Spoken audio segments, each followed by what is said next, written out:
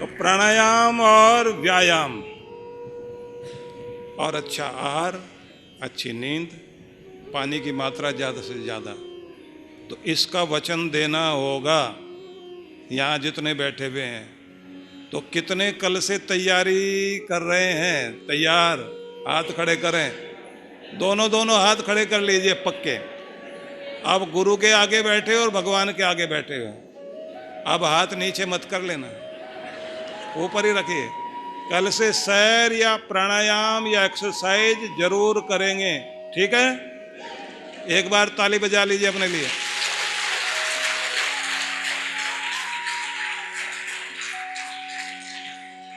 ये तब होगा जब आप मन से तैयार होंगे। मानसिक रूप से भी आलसी नहीं बनना, ध्यान रखिए, मानसिक रूप से भी आलसी नहीं बनना। अगर बीमार भी हैं, बिस्तर पर लेटे हुए हैं, कुछ नहीं कर पा रहे हैं, तो भी मन से ऐसे समझें कि जैसे पार्क में जा रहे हैं, चक्कर काटते हुए आ रहे हैं, 1 चक्कर, 2 चक्कर, 3 चक्कर, 7 चक्कर पूरे लगाए, और जैसे वहाँ की ताज़ी हवा, उस सबको महसूस करते हुए अपने आप के अंदर ताजगी भर लें। ये आदत बनानी है आपको। तैयार है ना सभी? हाँ, तो उसके बाद मैं अगले सत्संग में पूछूंगा कितनों ने पूरा किया, कितनों ने नहीं। तो वायदा तोड़ना नहीं, ठीक है? अगली बात, अब की बार वायदा नहीं कराऊंगा, सिर्फ बता रहा हूं। प्रसन्नता के लिए स्वस्थ रहना बहुत जरूरी है। स्वस्थ रहेंगे तो प्रसन्न रहोगे ही रहोगे। और अपनी नींद को डिस्टर्ब नहीं करना। खाने का, सोने का, व्यायाम का टाइम निश्चित कर लेना, प्रार्थना का भी। अगर खाने का समय निश्चित रहा तो भूख सही लगती जाएगी। सोने का समय निश्चित रहा तो नींद ठीक आती रहेगी, चाहे उम्र कितनी भी हो जाए। ऐसे ही प्रार्थना का समय निश्चित हुआ तो प्रार्थना करने के लिए मन अपने आप तैयार होगा। तो प्रार्थना के लिए, भोजन के लिए, नींद के लिए आपको समय निश्चित करना है। और हर दिन प्रार्थना के साथ 10 मिनट, 20 मिनट कोई न कोई एक किताब आप जरूर पढ़ेंगे। भले गीता पढ़ें या कोई अन्य पुस्तक जो धार्मिक पुस्तक हो, उसे जरूर पढ़ें। पढ़ते रहने की या मोटिवेशन वाली पुस्तक, या जो आपको अपने फील्ड में आगे ले जाने के लिए, जिससे आपको नॉलेज मिलती हो, ऐसी कोई न कोई किताब पढ़ने की आदत डालिए। हो सके सोने से पहले भी अगर पढ़ सकें तो बहुत अच्छी बात है, आदत बना लेनी चाहिए। इसको भी ध्यान में रखना। वैसे तो जितना मैं सुना रहा हूं, इसमें से आधा भी याद रह गया आपको, तो भी आपकी जो होली आज तक नहीं हुई, वो होली शुरू हो जाएगी। अब अगली बात, वो भी आप लोग ध्यान से सुनेंगे। आपकी पहचान आपका व्यवहार है। आपके व्यवहार से आपका मान सम्मान भी है। अब ये माना जाता है कि जिस आदमी को अपने दुनिया जीतनी है और ज्यादा सफल होना है, उसको पब्लिक रिलेशन में बेहतरीन बनना चाहिए, बेहतर से बेहतर होना चाहिए। तो आपको पब्लिक रिलेशन, जिसको पीआर बोलते हैं, इस पर सबसे ज्यादा ध्यान देना चाहिए। तो व्यवहार विद्या दुनिया की सबसे बेहतरीन विद्या है। मुस्कुराते हुए किसी से बात करते हैं, खुश होकर बात कीजिए, हाथ भी मिलाएं तो लगना चाहिए कि आप अपनापन महसूस करा रहे हैं। किसी से बात करें, तारीफ करें, दिल खोलकर तारीफ कीजिए। किसी की कमी देखते हैं तो कमी देख करके उसके बारे में कमी बोलना या पीठ पीछे बोलना, वो आदत छोड़नी चाहिए। व्यवहार विद्या पर जो आदमी कुशल होगा वो दुनिया में राज करेगा। इसलिए व्यवहार को सबसे बेहतरीन बनाना चाहिए। और खास बात, अपने मूड पर, तुनक मिजाजी स्वभाव पर विजय प्राप्त करिए, क्योंकि इसके कारण आपकी जिंदगी में दुख बहुत आते हैं। बहुत जल्दी गुस्सा हो जाना, बहुत जल्दी बुरा मान जाना, बहुत जल्दी उदास होकर बैठ जाना, किसी बात का तिल का ताड़ बना लेना, छोटी छोटी बात को खींच खींच के इतना लंबा कर लेना, और किसी गुस्से को, रोने धोने को कई कई दिनों तक जारी रखना। जो लोग ये करेंगे वो अपनी इज्जत, मान, सम्मान, यहाँ तक के घर की बरकत भी उनकी चली जाएगी। इसे आप बहुत ध्यान दीजिए। पहली बात, मूड पर काबू पाइए। चलते चलते जिन लोगों का मूड बिगड़ जाता है, यहां से गाड़ी में बैठकर चले, हरिद्वार जा रहे हैं, वहां से फिर ऋषिकेश जाएंगे, मंसूरी भी जाएंगे, घूम फिर कर आएंगे, ये भी देखेंगे वो भी देखेंगे, खूब विचार किया। बच्चे बहुत खुश हैं, चलते चलते बातचीत पति पत्नी में कुछ हो गई, अब पति का मूड खराब, गाड़ी छोड़ी, उतर के भाग गया।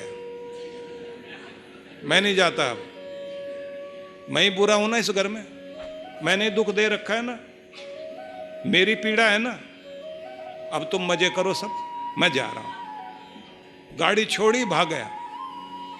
अब पत्नी वहां बैठी वो देख रही है, बच्चे कह रहे हैं पापा, डैडी डैडी, मैं सॉरी बोलता हूं, मैं सॉरी बोलती हूं, दोनों बेटा बेटी बोल रहे हैं। अब माँ कहती है चुपचाप बैठे रहो, ड्रामा चलेगा अभी, 15 मिनट के बाद वापस दौड़ के आएगा।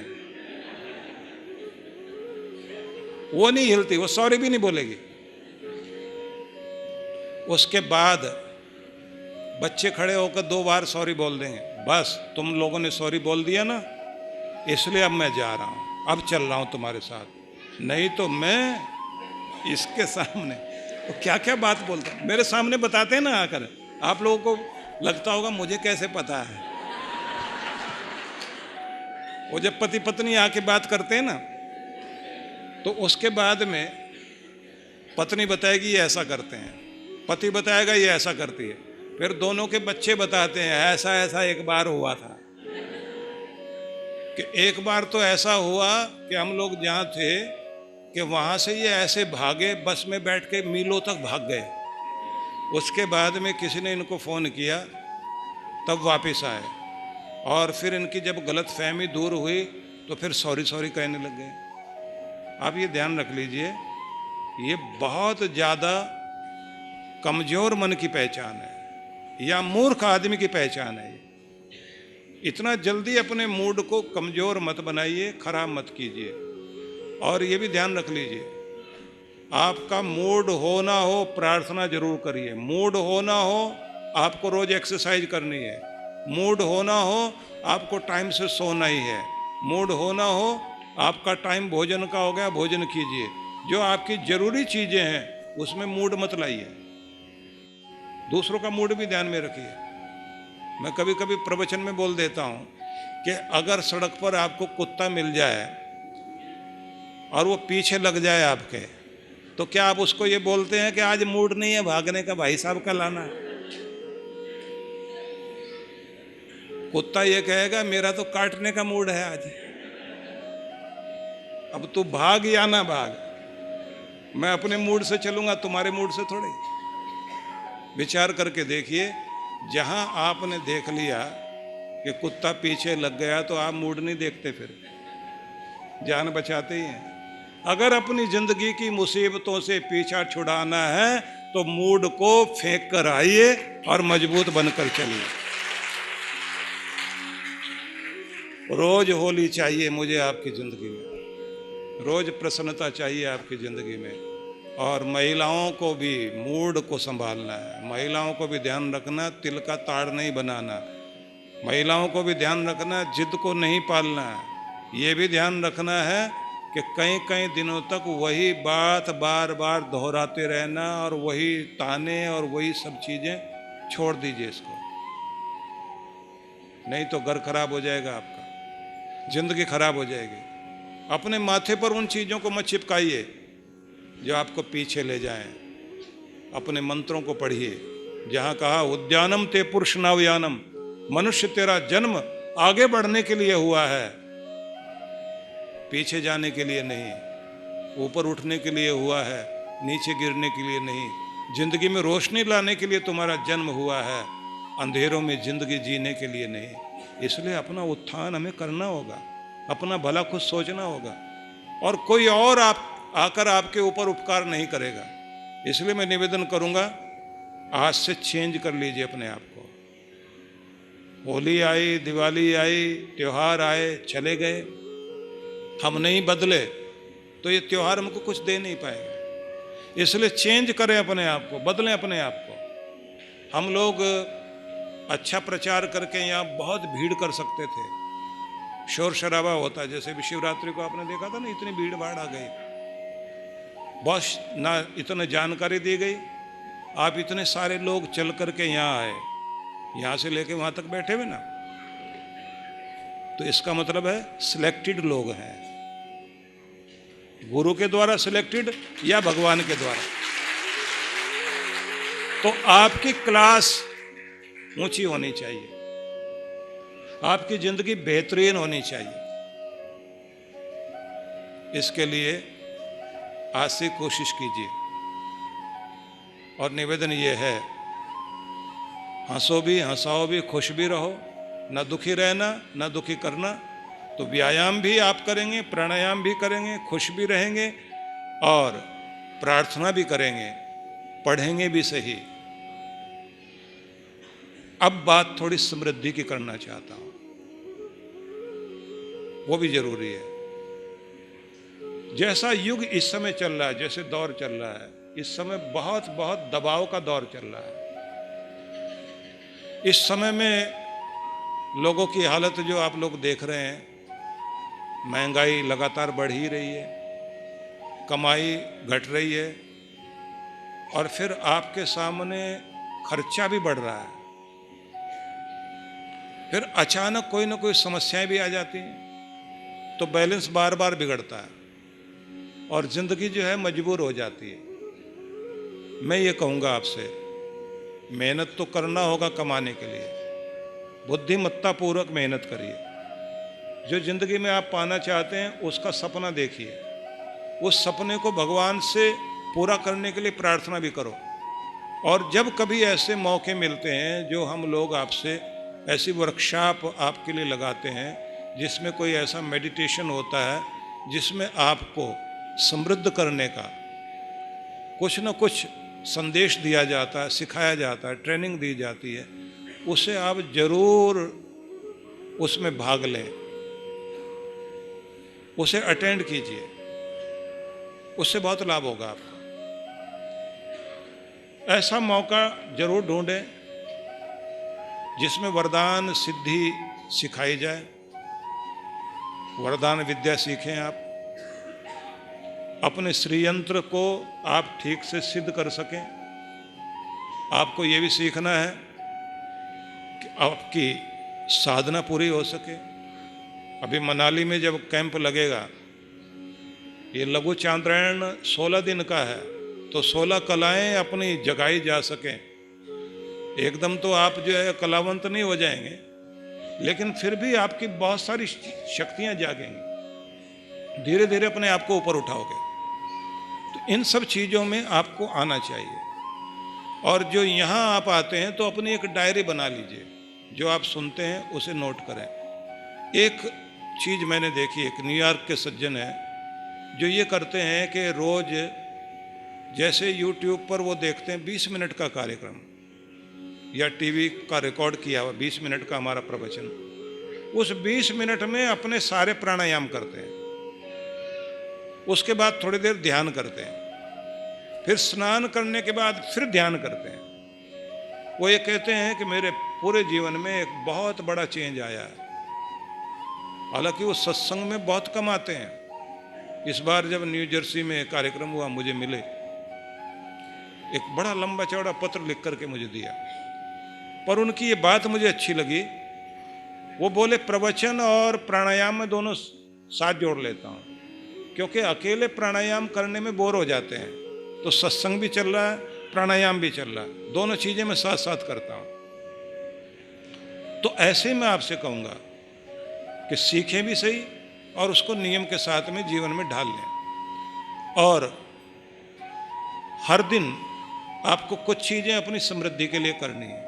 अब उसे ध्यान से सुन लें जल्दी जल्दी। एक तो शनिवार वाले दिन अपने घर के जाले वाले बिल्कुल साफ करें, नमक वाला पोछा लगवाएं घर में। और आपके घर में जितनी भी पुरानी चीज़ें, खराब चीज़ें हैं जो आपके घर को कबाड़ खाना बना रही हैं, उन चीज़ों को निकालने की कोशिश करनी चाहिए। ज़्यादातर मोहल्ले में जो है कबाड़ी जो है शनिवार वाले दिन ही आता है, आवाज़ देता हुआ घूमता है, तो उसका मतलब होता है पुराने लोगों की परंपरा है। दूसरी बात है जो आपको ध्यान देनी है, आप हर दिन खिले हुए रहें, पहने भी ठीक और रख रखाव भी अच्छा रखें अपनी चीज़ों का। कुछ लोगों की आदत होती है वो पुराने को मतलब नए को पुराना करने में लगे रहते हैं। जब बहुत पुराना कोई होता है उसको पहनते हैं, वो पूरी जिंदगी पुराना ही पहनते रहते हैं। उनकी आदत होती है पुराने बने रहने की। चीज़ें पुरानी हो गई, उसको जो है उतना पुराना कर देंगे कि जब वो किसी काम की नहीं रही तब पहनना शुरू करते हैं। नई चीज़ आ गई, संभाल के रख लिया। और महिलाओं की अलमारी आप लोग देखिए, पहले तो अलमारी को देखते ही कहेंगे कोई चीज का कपड़ा ही नहीं है पहनने के लिए, मेरे पास कपड़े ही नहीं है। फिर दूसरी बात क्या कहेंगे, कपड़े रखने के लिए जगह ही नहीं है। ये समस्या पूरी रहती है सबकी। एक तो कपड़े रखने के लिए जगह ही नहीं है और मेरे पास कोई कपड़ा ही नहीं ढंग का। अगर उनकी 50 अलमारियां भी हों तब भी यही कहेंगे, पुराने को खराब को हटाइए, ताज़ा बने रहना, अपना मकान का, चीज़ों का रख रखाव और खुद का भी रख रखाव अच्छे से अपने अच्छे से पहन के रखिए। और हर उम्र का अपना एक सौंदर्य है। जरूरी नहीं है कि आप जवान अवस्था में सुंदर लगेंगे, आपको रहना ठीक आता हो, हर उम्र में आप अच्छे लगते हैं। अपना सलीका होना चाहिए, बात करने का, उठने बैठने का, पहनने का, सब चीज़ों पर ध्यान देना चाहिए। तमीज़ से बात करना, ये सब समृद्धि लाता है। अगली बात, घर के अंदर हवा और रोशनी ये आनी चाहिए। जब आप अपने किसी भी ऑफिस में बैठते हैं तो टेबल पर एक फूल सजाकर, पहले टेबल को ठीक कर लीजिए, फूल सजा के बैठिए। और अपनी कुर्सी पर बैठते हुए भगवान को थैंक्स करें कि भगवान आपकी कृपा से मेरी रोजी रोटी चलती है, मेरा सम्मान बना रहे, ये कुर्सी ये गद्दी तूने दी है, मैं इसके लायक बना रहा हूँ, मुझे आशीर्वाद दो। थैंक्स करके आपको बैठना चाहिए। जिस काम को आप करते हैं उसको प्यार करने वाले बने, उसको कोसने वाले ना बने। जिससे रोजी रोटी चल रही है आपकी, आपका घर चल रहा है, उसी काम को कोस रहे हैं, मुझे ये क्या काम मिला, ऐसी नौकरी मिली, ऐसी जिंदगी मिली, ऐसा बिजनेस मिला, मैं तो बहुत दुखी हूँ, माथा पीट रहा आदमी बैठकर तो ये ध्यान रख लेना, जिस चीज़ को कोसोगे आप वो कभी आपको प्रसन्नता नहीं दे सकती। जब आप उसको सराहोगे और बेहतर के लिए प्रार्थना करोगे और बेहतरीन मिलेगा, लेकिन जो कुछ मिला है उसका थैंकफुल होना शुरू कर दीजिए, शुक्र मनाना शुरू कर दीजिए, धन्यवाद देना शुरू कर दीजिए। परमात्मा आपको धन्यवाद के लायक बना के रखते हैं।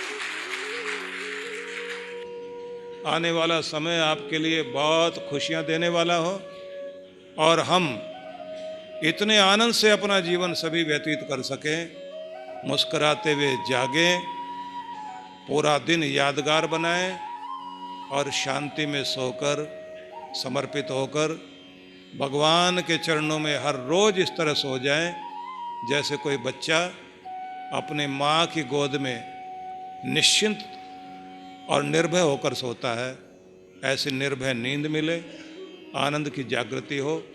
आप सबको बहुत बहुत बधाई, बहुत बहुत शुभकामनाएं। जो कहा गया है उसे आप लोग याद रखेंगे, और मैंने कोई आपको हंसाने की कोशिश नहीं की और न आपको कोई गंभीर बनाने की कोशिश की। ये ज़रूर कोशिश की है कि आपके जीवन में मुस्कुराहट रह जाए और हमेशा के लिए रह जाए। तो जो वचन आपने दिया है उसका पालन आपने पूरा करना है।